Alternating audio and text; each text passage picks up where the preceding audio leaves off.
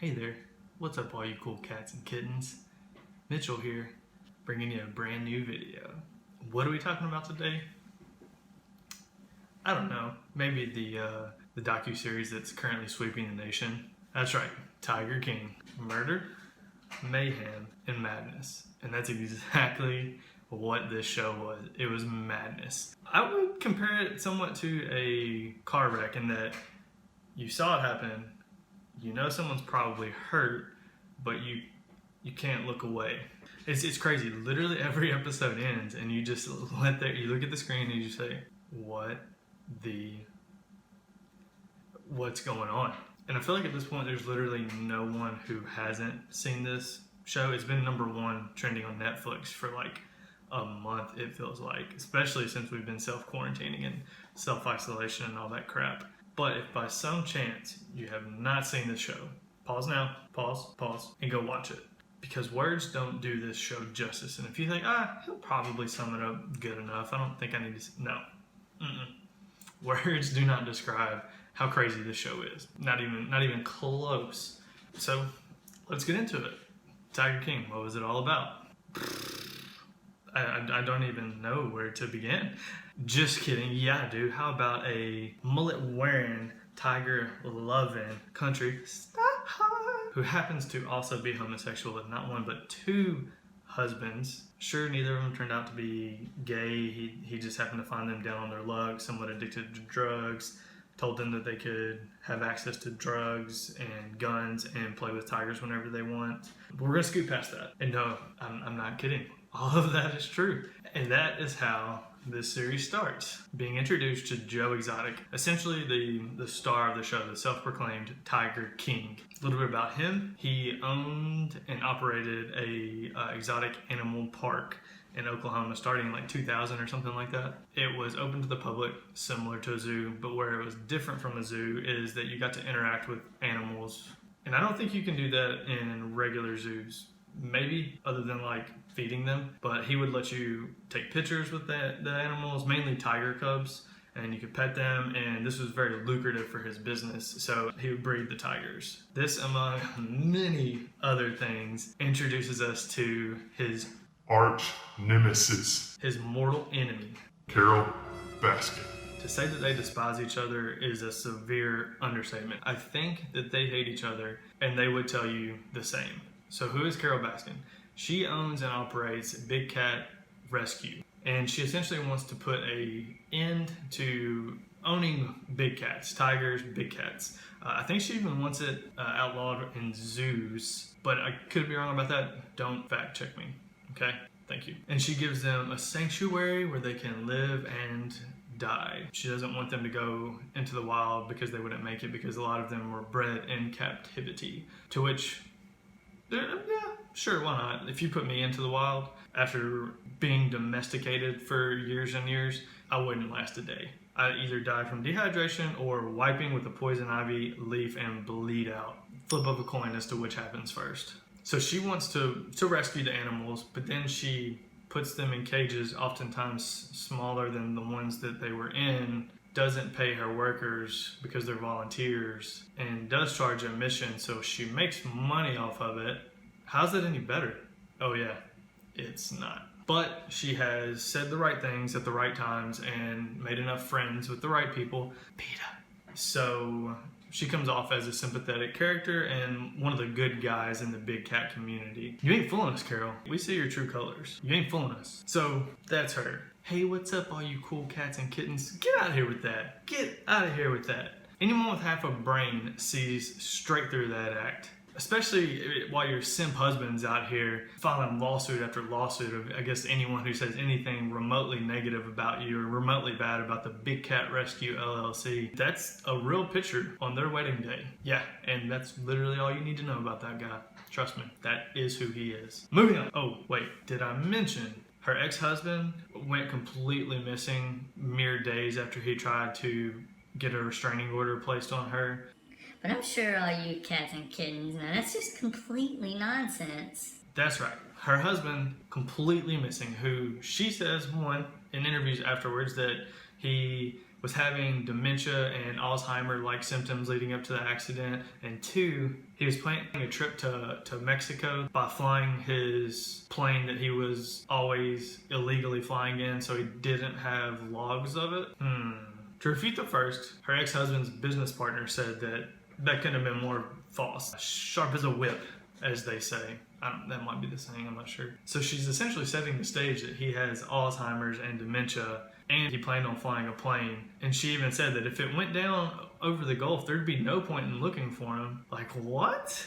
Oh, also, while he was missing, her father broke into his office, took some legal paperwork, took all of his assets, put them in her name, apparently it was millions and millions, and left his former family, wife and children, nearly nothing. So I'm not saying she did it, but I wouldn't be surprised. Allegedly. Yeah, this is real. This is real. Now on to the last big cat lover. Certainly not the least. Got Doc Antle, or poor man's Philip Seymour Hoffman. I'm not the first to make that joke. I've heard someone else say it, so if you think it's a bad comparison, I beg to differ. I think initially he was brought on because he knew both Carol and Joe Exotic, so he was just going to be like essentially a character commentary. Like he was going to say, yeah, she's crazy and he's crazy. They delved into his life a little bit and they're like, this is too good. We got to leave this in. So I'll give you the rundown on him. As soon as you hear this guy's voice, you can tell that he thinks very highly of himself. He speaks with a lot of inflection and then gets his point across. And I think he started his part before either of the other two did. And he goes about it in arguably the most professional way. It turns out he provided nearly every animal for every movie ever. Dr. Dolittle, that was him. Ace Ventura, Pet Detective, those were his animals. Hell, the most famous snake of the early 2000s, that one that was draped around Britney, that bitch was his. And they let you know because his sizzle reel is on a loop in his safari lobby. And I know what you're thinking. This guy seems perfectly normal so far. What makes him crazy? And trust me, I was wondering the same thing too. So first of all, Doc Antle. What is he the doctor of? Is he a vet? Being around animals? No. Doctor of spirituality. That's right. The man spends a little bit of time in India, meets a mentor, spends a little bit too much time doing yoga, and all of a sudden he's a doc of spirituality. Just like I am a doc of zodiac signs, zodiology. That's right. All you Capricorns and Sagittariuses, you've got things coming your way that you need to be aware of. Write that down. So he goes over to India, finds his inner spirituality, and he comes back God. I'm only partly joking because he did change his name from Kevin to Bhagavan. Probably completely butchered that, but this does mean God. That's a little weird, but hey, I get it. You know, you take a spiritual trip, you feel like a completely changed person. I mean, we say it every time we go to the beach, right? I can get used to this. I just might not go back. So I get it. Change your name. Muhammad Ali did it. Formerly Cassius Clay. Kareem Abdul-Jabbar did it. Formerly Lou Alcindor or something like that. So if you feel like a changed man, change that name. It's your right too. But then there's a situation with this staff that's a little weird. You'll notice that nearly all of the head trainers look a certain way. They're all women. I would assume at other zoos, parks, whatever, the way to get to like the lead trainer, head trainer, you kind of do like an apprenticeship where you check off certain credentials that you're capable of handling the job. And I'm not saying that that's exactly how it is in this situation. I'm sure they have all of the right credentials and training and tools to handle these exotic animals. But according to one girl that used to work there, your path to trainer was heavily sped up if, you know, Doc Antle and you were a girl trying to get enlightened. On a side note, again, that was one person's account that used to work there. All of the women seem to be pretty happy, relatively happy. Plus, for what it's worth, of the 3 parks that I've mentioned, his is by far the most well-maintained. Joe Exotic was essentially running a freaking traveling carnival for pets, and then Carol has a glorified Motel 6 for her animals, and then Doc Antle looks like he's running the freaking Ritz-Carlton for his animals. So just my opinion, all I got to say about that. So there are the 3 big cat lovers mainly in this documentary. So where does this get dicey? Where does the juice come in? Everything Joe does, Carol tries to get it shut down time and time again, and she's successful a lot of the time. Prime example was Joe was taking some of the tiger cubs on essentially a tour, where he would go to malls. You remember those things, malls? And you could pay to interact with the Cubs. And apparently he was making them pretty good money, thousands of dollars at least. And she saw this, and so she started calling the venue spaces that he was renting out, and she would urge them not to let him come because it was dangerous and it was bad, and basically just, Can I speak to your manager? energy about this woman. It's ridiculous. But I think most of the emails and calls were probably being done by Simp Man, and all of it just urging them not to let Joe Exotic do his thing. And that made Joe Exotic, yes, I will always say Joe Exotic because he's the Tiger King. Put some respect on his name, okay? Made him furious. So this leads us to Joe retaliating. He starts Big Cat Media LLC because everyone knows the LLC makes it legit. Okay. He finds out that apparently when you would type in Big Cats, Park was the only one that was popping up at all. He figured, hey, if I just start Big Cat Media, some traffic will be directed towards me, and it was. But if you think for a second Simp Man is going to sit by as his queen's traffic is being driven away from her site and towards Joe Exotic, you're out of your mind. He had a copyright lawsuit drawn up faster than you can say. What's up, cool cats and kittens? And he was handing it to Joe the next day. And eventually she wins because it was pretty obvious that he was using the name to try to drive traffic away from her site and her park. And a lot of the website was essentially the exact same. So there was never really a question that she was going to win. So this cost him a fortune in legal fees and made him pay damages to Carol. This sends Joe over the deep end. So both while the legal battle's going on and after, Joe was being filmed for a reality TV show, and he would film through his own website a little live show every night for like 80 people apparently. In this live show, he would very often talk about how he was going to kill, murder, torture Carol Baskin. So the evidence that he wanted something done to her was out there. It wasn't hard to come by. So he's struggling financially because Carol won the case, and in walks Jeff Lowe, the walking embodiment of a scumbag. He has his rented supercars, this younger wife, and he says, you know what, Joe Exotic, I'm going to help you out. And when he offers help, Joe believes him because he's doing and saying all the right things to make it look like he's super rich and wealthy and knows business. And Joe is kind of in awe of him because he's got the cars, right?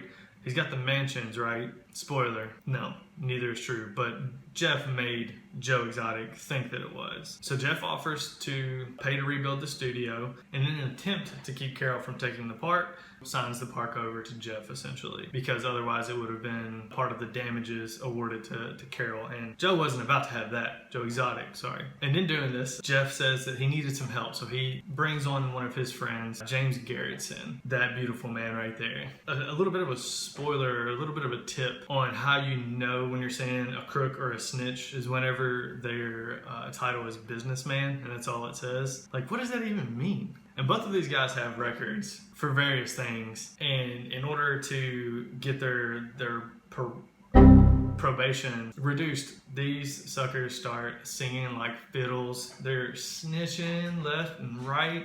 Garrettson was the first one that did it. He went to the FBI saying, you know what? I think Joe Exotic's going to do something to Carol Baskin. And of course, he had to tell his boy Jeff Lowe so he could start snitching too and get a little bit of that reduced probation.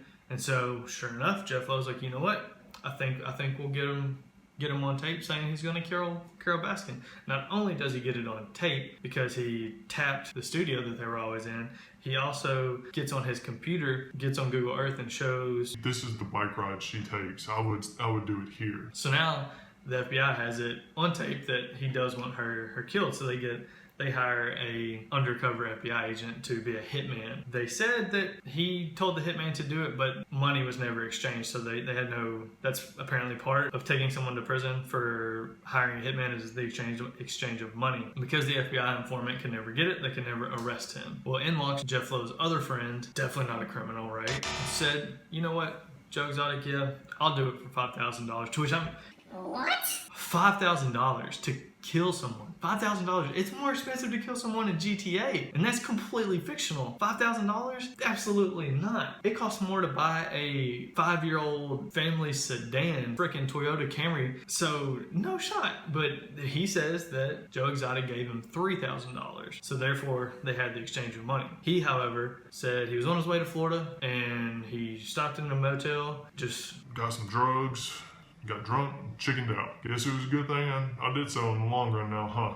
what? I'm sorry, I don't quite believe that it happened, but hey, now they have Joe Exotic on the hook for everything. How convenient for Jeff and his business partners. They hand over the evidence to the FBI, bada boom, bada bang, Joe Exotic's in prison. Serving, I think, like 20 plus years for the hiring of a hitman to kill Carol Baskin, and Carol Baskin rejoices. I forgot to mention, Joe Exotic ran for public office not once but twice. Once for president and once for something else. And oddly enough, had more success than Marianne Williamson. He may or may not, but definitely did, use the park's money to fund his campaign, which is completely illegal. And in order to hide the evidence of the paperwork, he took it out back, poured gasoline on it, and just set it all on fire. Because that's definitely going to make all the problems go away, right? If there's no paperwork, they can't arrest him for anything, and the FBI essentially wanted proof of that, which is, I think, why they reached out to the business partners to begin with. So while Joe's campaign manager, this guy,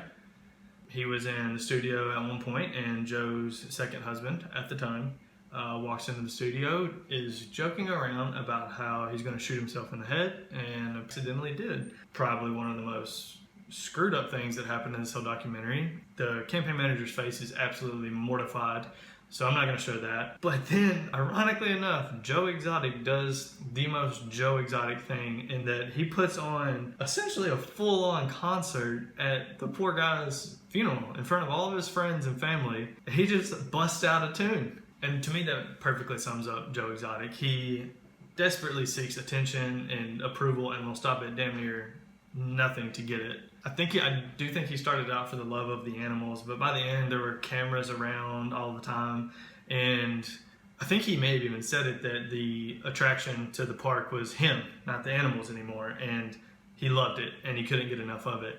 Mixed in with some drugs and alcohol that didn't make matters any better. So yeah, that was the show. Truly murder, mayhem, and madness. Whew. Obviously I missed a lot, so please go watch the docuseries. It's almost overhyped at this point. If you didn't know anything going in, it's justifiably insane, but at this point everyone's talked about it, so it's kind of getting old to where I think there's like a shift to the other ways. It's not that crazy. I thought it was. But yeah, that's it.